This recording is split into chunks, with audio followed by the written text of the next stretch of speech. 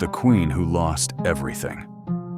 It is easy to think that money, gold, riches, and wealth are the most important things in life, especially when a person did not get much of it early in life. However, it is prudent to know that there are more important and valuable things in life than fame, money, and all that comes with it. That is what our story today is about. The queen who lost it all, but gained everything. In a vast desert kingdom, where the glittering golden sands stretched beyond the horizon, there lived a princess named Amira. Amira was the only daughter of a great sultan, and was destined to become queen of the realm. Her father made sure that Amira had everything she needed and wanted. The abundance of wealth made Amira proud and pompous. The kingdom had an unusual tradition. Before she could wear the crown, she must journey alone, far into the desert, and find the land of gold. There, she would discover the most expensive jewel and must bring it back to the land. Amira traveled beyond the boundaries of her kingdom, where there was no person to meet, and the sands strangely began to whisper. She met an old, frail woman cloaked in black. "I am thirsty, help me," the woman requested politely. Princess Amira refused to offer her water. But the old woman was no ordinary human. She was the watcher of the desert. You seek gold, yet you refuse kindness. You will find nothing until you lose what you value. Prepare to meet 5 trials. You must pass each by losing something you value. The old woman vanished with a whirlwind. The first trial, the Desert of Echoes. As she walked, the wind howled her name from every direction. The voice said, "Trade your voice for guidance." Amira hesitated, then agreed. Her voice vanished, and a path appeared through the endless dunes. The second trial, the Oasis of Illusions. At the end of the path, she found a shimmering pool. Looking into it reflected her beauty.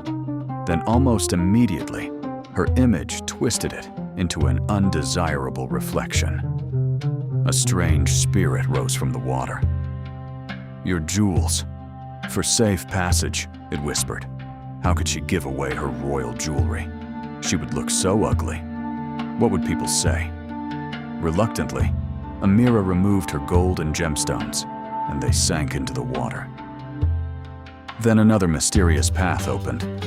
The third trial, the Market of Shadows.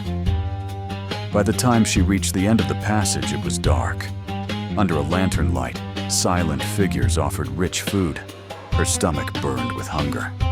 "Your royal garments." For a feast, they offered. She surrendered her silk clothing, but the food turned to dust in her mouth.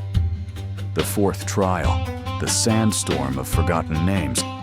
A violent storm surrounded her. Voices of her family called, then faded. Your fame, or be lost forever. Nobody would know her anymore. She would lose all her friends. How could she deal with this? Tears fell as she let go. The raging storm cleared. The fifth trial, the Throne of Silence. At the top of a black dune stood a shadowed figure. "One last price, your pride," he requested. Amira, once untouchable, slowly knelt. For the first time in her life, she bowed. Offering her pride, she finally reached her destination. At last, she reached the land of gold. But there was nothing. No palace, no treasure, no kingdom. Only silence. Amira stood there, voiceless, stripped of beauty and fame, broken of pride. And in that emptiness, the truth found her. She had once been rich, rich in love, in belonging, in safety, and she never saw it. With nothing left, she turned back. Reaching the edge of the desert, the old woman appeared again. "Did you find it?" she asked. Amira nodded slowly. "And what did you gain?" Amira placed her hand on her heart. "Understanding." The old woman smiled and said, "Now, you are ready to become queen." And in that moment, Her voice returned. Her memories rushed back. Her strength was restored. Amira returned to her kingdom, not as the girl who left, but as the queen who understood. And when the crown touched her head, she did not smile for riches and possessions. She smiled for what she had always had. For the things we chase are often not as valuable as the things we already have. Thank you for watching. Please like, subscribe, and share with your friends and family.